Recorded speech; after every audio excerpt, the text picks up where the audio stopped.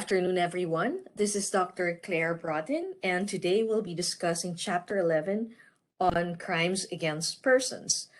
To facilitate this lecture, and because of the lengthy discussion for the chapter, I have decided to break down this specific lecture into several parts.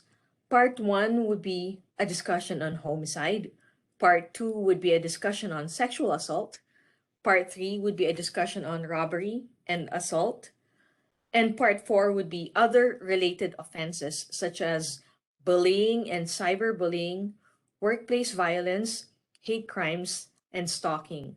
So for those of you who are trying to learn Chapter 11, you can go directly to the topic that you feel you need to learn about more, or you feel that you didn't understand during your first reading of the book.